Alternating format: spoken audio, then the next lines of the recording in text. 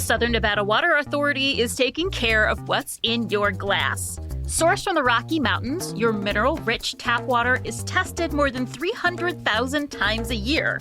It meets or surpasses the highest quality standards. It even meets more stringent requirements than bottled water. Cheers to that, Southern Nevada.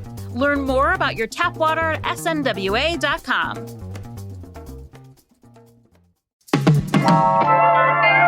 Well, it was under 100 degrees this week, so that means we got a break from the heat, but not from the news. Today in CityCast Las Vegas, I'm here with TheList.Vegas creator Andrew Corrali and my co-host Dayvid Figler, and we're covering the indefinite closure of Broadacres Marketplace, the A's Stadium, scare quotes, groundbreaking, and Dolly Parton gracing Las Vegas with her presence. It's Friday, June 27th. I'm Sarah Lohman, and here's what Las Vegas is talking about.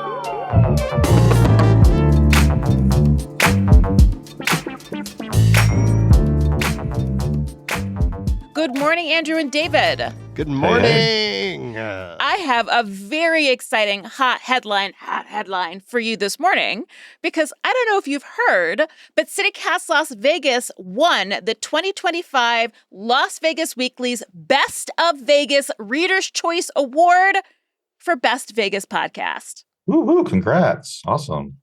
This is the first time hearing of it. That's amazing.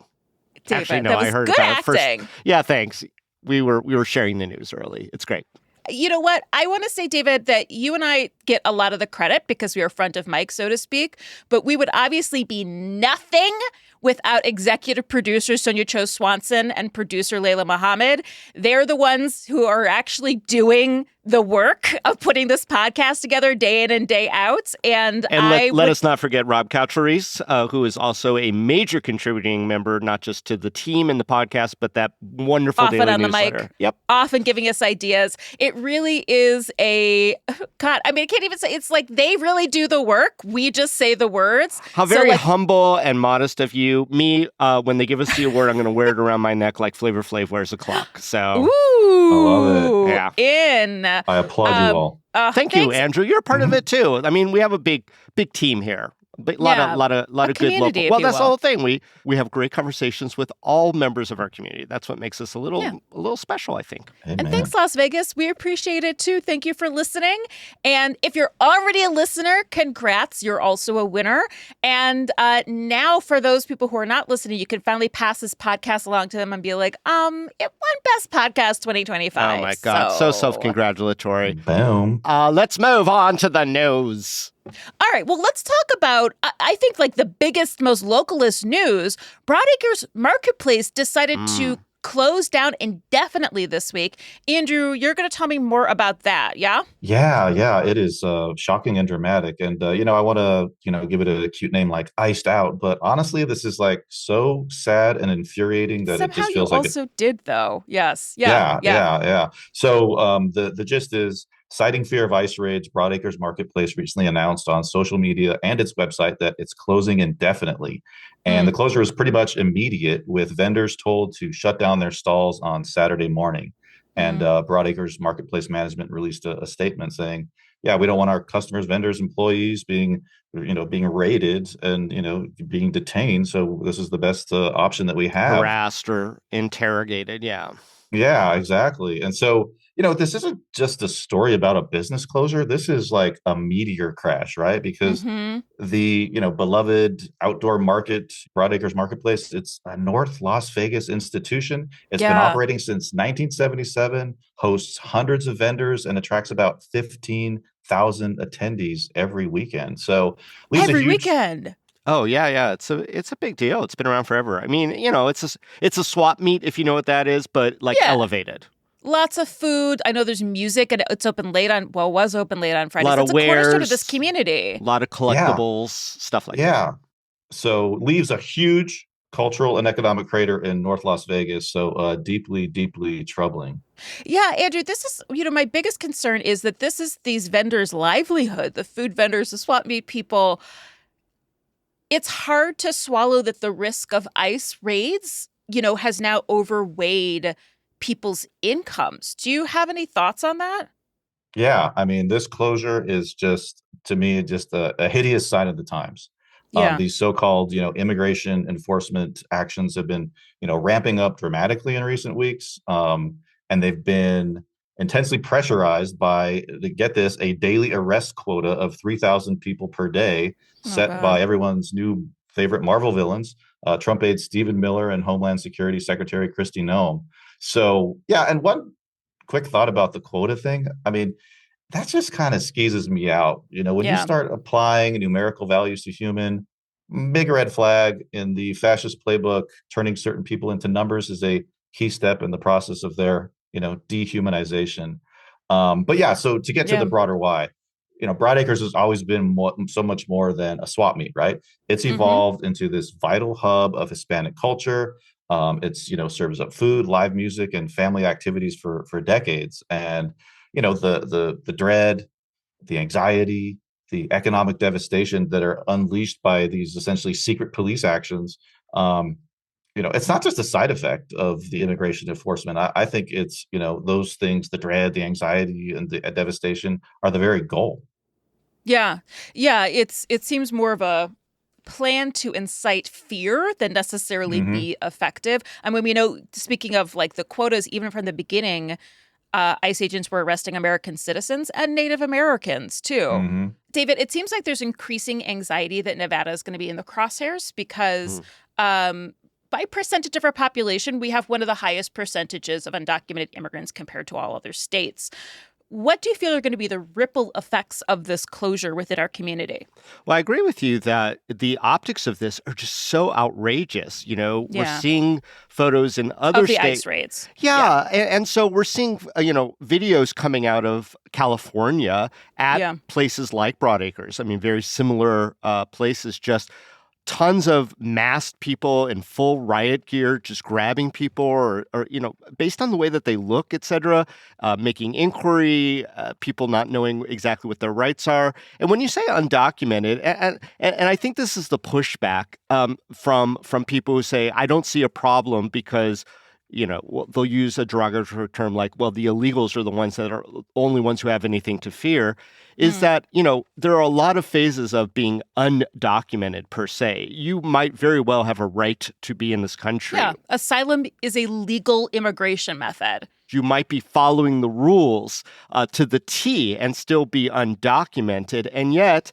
everyone seems to be at risk. And it's not very effective when you look at prior administrations doing maybe even worse deportation numbers, but in a much more, let's just use this word in as big quotes as I can, civilized way, in a way that doesn't disrupt these communities and stuff. And so I think that the ripple is not just felt within that community, but pretty much everyone who supports that community. It's a gathering place. I mean, Broadacres is such an institution in Southern Nevada. It's become its own unique Vegas or North Las Vegas third place, where people meet up or you meet with your friends or, you exchange ideas or you share food or whatever, or you meet people who are the vendors and you form relationships. I mean, this is the fabric of community in the most broad and interesting sense. And these type of actions and reactions,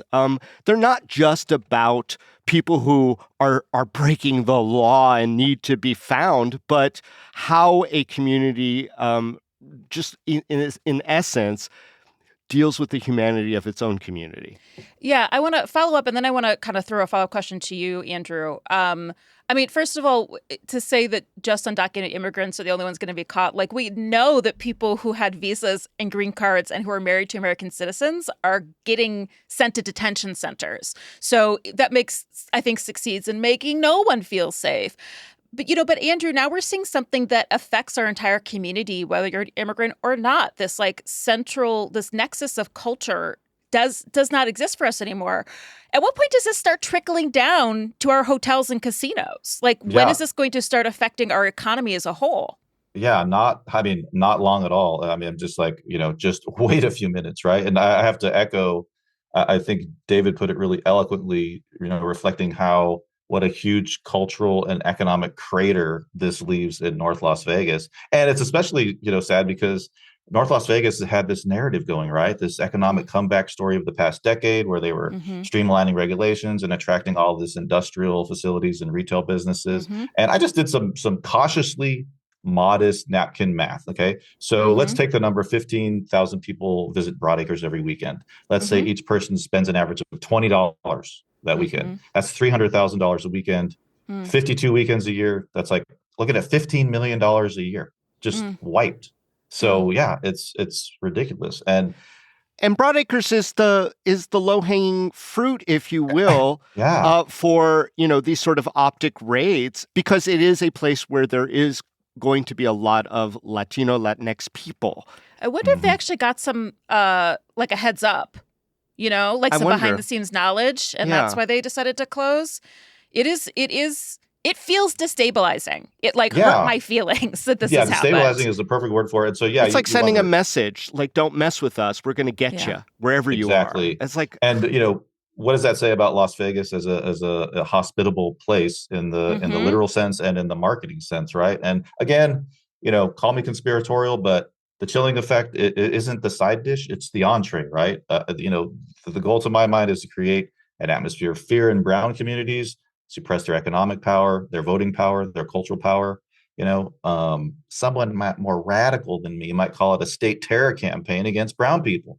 But not you, so Andrew. It's not me. But there's also white people who are undocumented in this country. Yeah. It's actually one of the biggest chunks of our undocumented population are people who have come and overstayed their visas from and Europe. They're not going to the Crown and Anchor to go, harass everybody who, has an Irish brogue who may or may not be here legal. I don't know. It's a horrible, horrible optic at I'm just jumping on.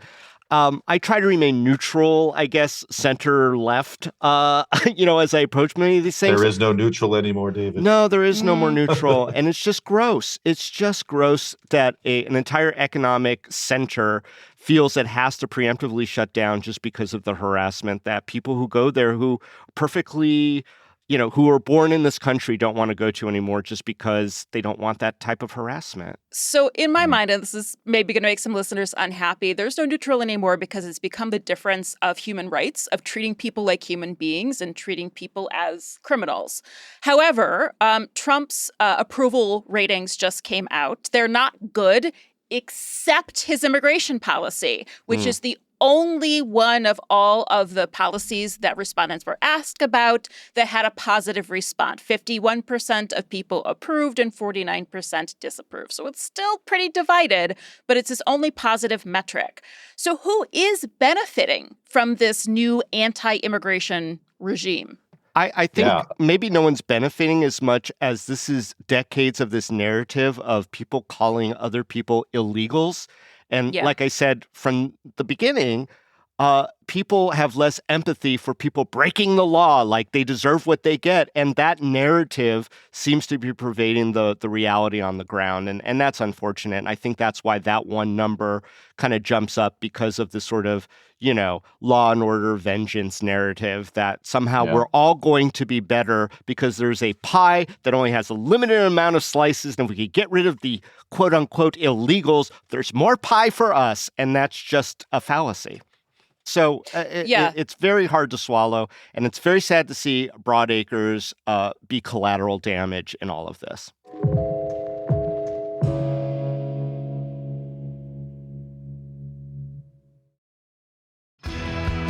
You know that feeling when someone shows up for you just when you need it most? That's what Uber is all about. Not just a ride or dinner at your door. It's how Uber helps you show up for the moments that matter. Because showing up can turn a tough day around or make a good one even better. Whatever it is, big or small, Uber is on the way. So you can be on yours. Uber, on our way. This episode is brought to you by Nespresso and Samra Origins by the Weekend Coffee Collection. Introducing Samra Origins. My collaboration with Nespresso is a connection to my roots, to my mother, Samra. Coffee that hits the right notes. It transports you. Crafted with unique notes and bold, soaring flavors. Experience a taste that moves you. Nespresso, and Samra Origins. Discover more at Nespresso.com. All right, so we've got something that is Dayvid, I love watching you get mad about this. So the A's Stadium held its groundbreaking the other day. Can you tell me more?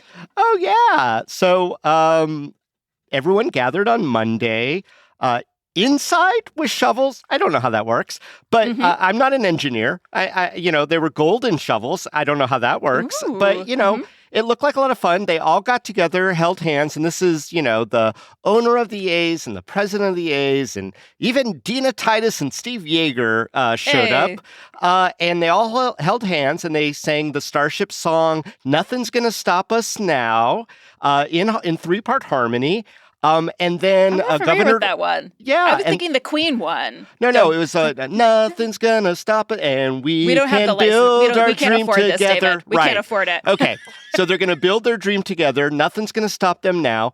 Governor Lombardo came up and he said that basically anyone who asks any questions, any hard questions, anyone who criticizes it is a naysayer and quote unquote is living in their mother's basement. So I guess that's it. All of my cynicism and hard questions about financing, etc., all were for naught because now that they put ceremonial gold shovels in an indoor sandbox, Governor Lombardo is saying that I live in my mother's basement, and that makes me a fool. Well, we all lived through the recession of 2008. Wait a second, Sarah. Yeah. I just had a thought. This is Las Vegas. We don't have many basements. Maybe there is something wrong with Governor Lombardo's logic. That fact check is just naysaying. I mean, when I was looking for houses last summer, I did look at one house with a crawl space, and it was terrifying, and I would not trust the opinions of anyone who lived in that space. Yeah. So fair enough. I do want to point out that we all lived through the recession of 2008, and a lot of people had to move back in with their parents, and that doesn't mean they're bad people, Governor or Lombardo. that they're conspiracy theorists, or that they're, foolhardy naysayers, because there are a lot of questions that still remain. Dayvid, they had construction equipment in the background. They were clearly ready to start working, weren't they? Yeah, and then it turns out that the giant excavating equipment that they had was rented for the day, which is not a good expenditure of funds if you're still about $2 billion short for your stadium. So let me go through this as quickly as I can. I just want to make sure everyone heard that. They rented the trucks and bulldozers for the photo backdrop. ops. For the photo ops. Yeah. They weren't actually building the stadium? Doing the work. Nor was there steel on site. So they still have to buy that at whatever price it's going to be post-tariff. So here's the real deal. And I just want to get serious for a second. This is a project by all accounts. Every major player in Las Vegas, every politician is willing to happen. So the song probably should have been, "You Gotta Have Faith, Baby." And so they hired a new president for the A's organization. He spoke as well. A lot of people have now, even, cynics like John Ralston have said, well, this guy really knows what he's doing because he steered the Raiders through Allegiant Stadium, so obviously this is the same thing. Well, obviously it's not the same thing. And, this guy's name is Mark Bedane. He apparently is very respected. He spent most of his career with the Raiders. If you Google it and you say, why was Mark Bedane let go from the Raiders? You find a quote from the owner, Mark Davis, who said, because of financial irregularities. That doesn't really sit well either, and no one seems to be talking about that. But the bottom line is that they did really kind of brush off all the questions. You got to trust us. We do have all the financing. We're really rich people. We're going to make it happen. There are other questions about the resort that's supposed to go next to it. There are zero plans for that in the works yet. The bottom line here is that it was a ceremonial groundbreaking. And if they didn't do this ceremonial groundbreaking, there would have been even more questions. What is going on? Because it didn't take the Raiders this long to do the ceremonial groundbreaking. So I think that they had to have these optics. They had tons of Little League kids or alleged Little League kids out there. It was all a lot of show. It was all a lot of pomp. And there wasn't as much spectacle as one would expect from a Las Vegas stadium groundbreaking to show actual movement towards the ultimate goal. So whether this thing will be built or not, the ceremonial groundbreaking was designed to make people stop asking questions.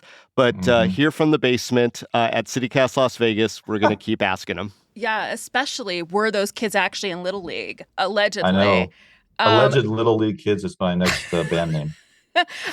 Yeah, is a good one. So, is there something that the A's could be doing right now to shut down criticism? Well, they tried, and I think it has been quite effective with Mark Bedane at the helm because he does have, what everyone is pointing out to be this proven track record. As I pointed out, his departure from the Raiders wasn't that great. But again, you could hire the greatest director right now that's out there, Ryan Coogler, right? And you could give him a script for Porky's 12 and say, well, we got the best director at the helm. It's only as good as the material he's handed. And right now, it doesn't sound like this material is so solid that there's a lot of plot holes that need to be fixed. And we care because, A, there is public funds at use, but also it impacts a major corner of our engine of our economy, the Las Vegas Strip. So what could they be doing to make it even better? As they say in the movies, show us the money. Yeah, and the plan for the resort. And the plan for the resort next door, right? Yeah, I think that I just want to applaud Dayvid for the Porky's 12 deep cut straight from the basement. I mean, masterful. Yeah. I mean, that's the target audience for Porky's 12 is people living in their mother's basements. That's for sure. Okay, but does it even matter, how we feel about this project? Does the criticism even matter? Because the stadium is going to get built, right? Whether we say so or not. It certainly feels that way. And sometimes and I think that the sort of ironclad kumbaya of this groundbreaking ritual reflects, this sense of inevitability that these projects take on when you have all the major industries and power players and politicians, backing them up. And man, I hope that someone else brings back some kind of ballot initiative to outlaw public funding. And it's like, that feels really naive because we're at a point now where, grassroots democratic, sort of actions that react against these kind of things are no match for armies of lawyers who can raise a forest of legal technicalities to get these ballot initiatives off, So you do wonder, is this just entrenched capital versus, common sense, right? Public funding of private sports arenas to me are just absurd. So even though the groundbreaking itself broke no actual ground, the spectacle of it was important because it gives the project this momentum that seems like it cannot be thwarted. Is that correct, Figler? Yeah. No, that's it. It's a concept, not a reality, that's too big to fail. And that's an interesting Vegas approach to things that might be different from other places in the country. And look, a lot of people are saying Vegas is different. Vegas is magic. We can will these kind of grand concepts into existence, and the A's is no exception. And so, I don't like being criticized for asking good questions, hard questions, because we are vested as community members. So shame on you, Lombardo. For suggesting that people who ask hard questions like CityCast Las Vegas are not as cool as you. There's nothing wrong with your mom's basement. If she's lucky enough to have a basement, it's your nice mom's and cool basement down is there. a good name for a band too. Yeah, Basement Pride.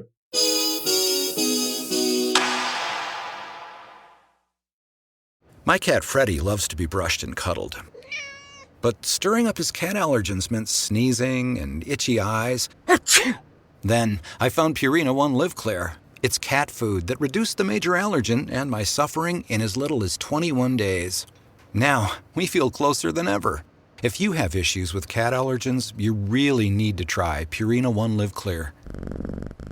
Try new Purina One Live Clear today. Purina One, a difference from day one. Ryan Reynolds here from Mint Mobile. With the price of just about everything going up, we thought we'd bring our prices down. So to help us, we brought in a reverse auctioneer, which is apparently a thing.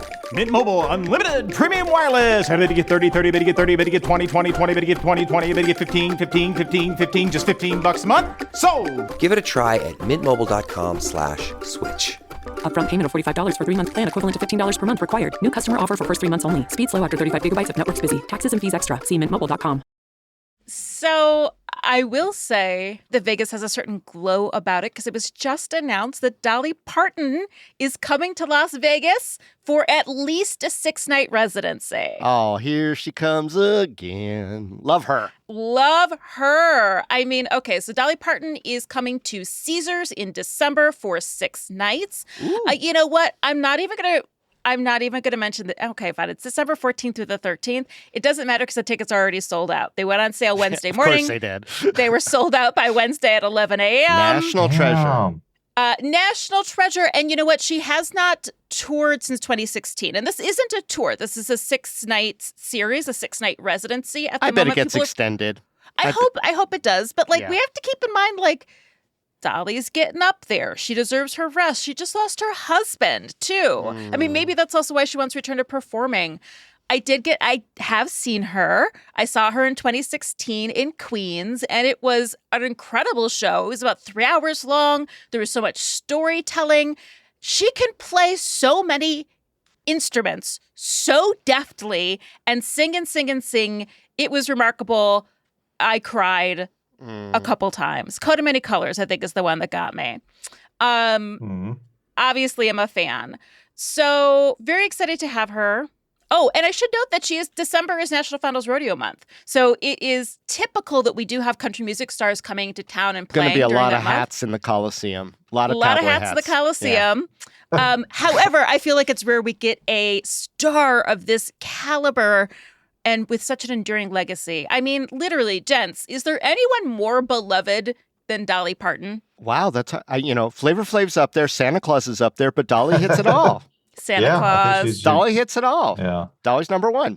So number 1, Dolly. Number 2, Santa. Number 3, Flavor Flav. Number 4, Pedro Pascal with a bullet. He's moving up.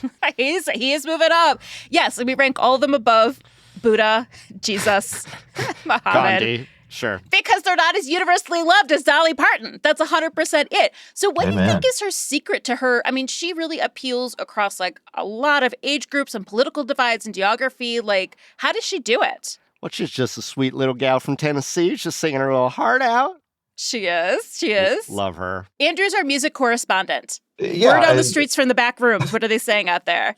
Reporting from the basement, I could speak extensively about Dolly's. You know what I love about her is she's has a certain unvarnished gentleness and sense of tolerance. And I've often thought in my mind, she has this brand of chill, no drama, inclusive, tolerant coolness that could and should be a model for Vegas hospitality, which to me says, she always struck me as unconditionally welcoming, right? And this kind of calls back to our conversation about, immigration, right? And the Hispanic community. And I feel like Vegas could do well to learn a lesson from the spirit and the person of Dolly Parton. So I think she's one of those people who is cool as hell and deservedly cool as hell. She's cool as hell. Go ahead, David. Well, I was just going to say, they nominated her to be in the Rock and Roll Hall of Fame. She's like, little me, I don't deserve it. Please take me off your ballot. And then she won anyway.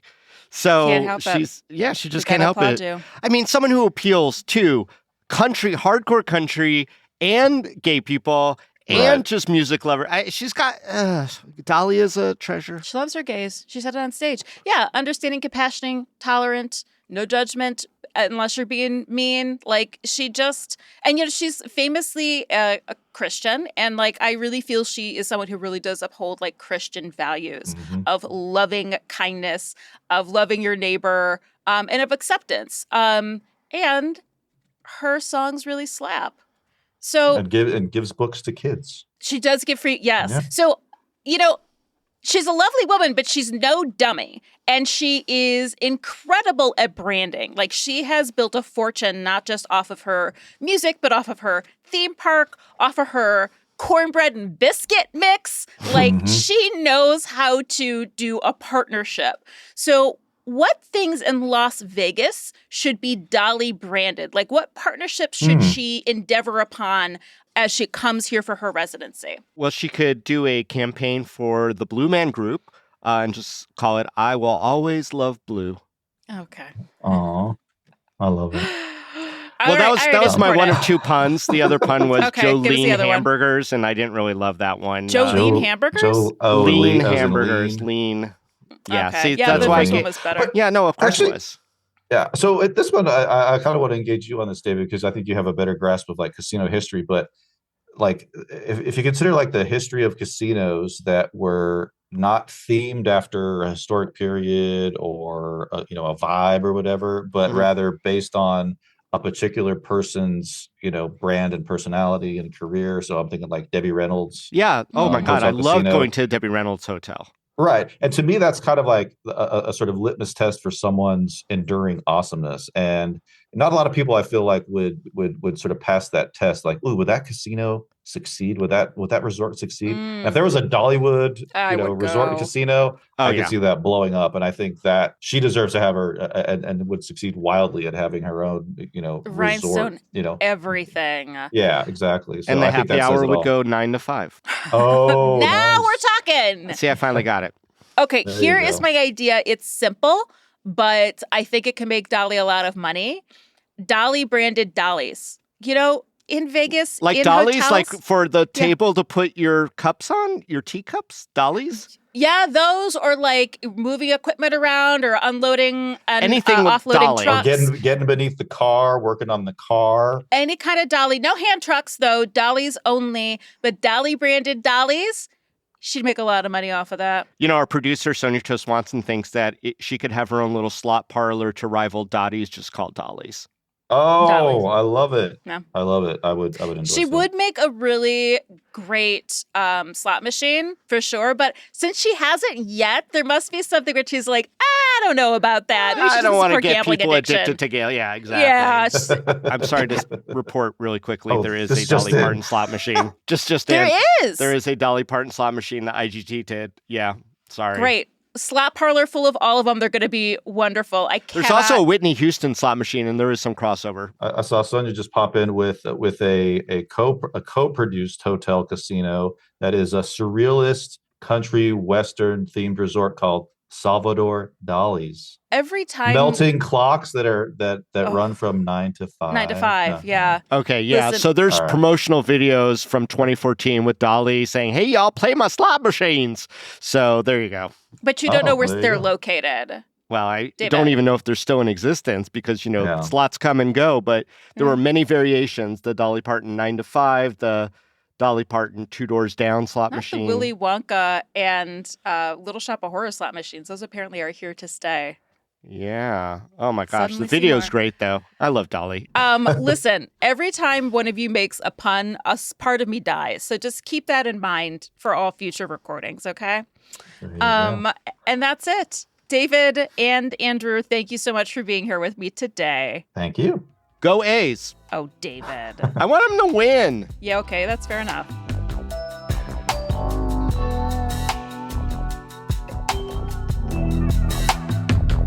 All right, so before we go, we've got some shout out from our Neighbors. Neighbors is our membership program here where you can put in your own shout out too if you're already a member, or you can join if you're not. So Cheryl F. shouts out Crush Pad Wine Bar. Whether you know a lot about wine or nothing about wine, they will help you find something you'll enjoy. I love that. They've been on my list to visit for a while. I got to get out there.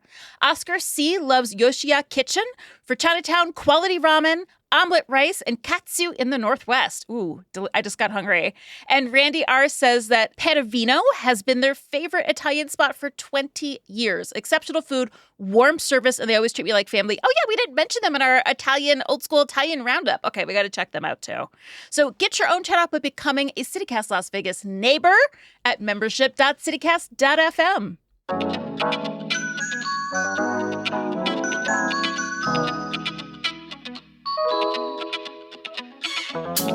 And that's all for today here in CityCast Las Vegas. Our executive producer is Sonia Cho Swanson. Our producer is Ayla Muhammad. Our roving producer this week was Elizabeth Kama. Our newsletter editor is Rob Katcheries, and our hosts are Dayvid Figler and myself, Sarah Lohman, and that is our entire award-winning Best in Las Vegas team. Music is by OG Moose, Epidemic Sound, and all the kimonos. We record this show on the traditional homelands of the Nuwuvi, the Southern Paiute people. If you enjoyed this show, why not tell a friend? Rate the show, leave us a review, and subscribe to our morning newsletter, Hey Las Vegas, on our website. We'll be back Monday morning with more news from around the city. Take care.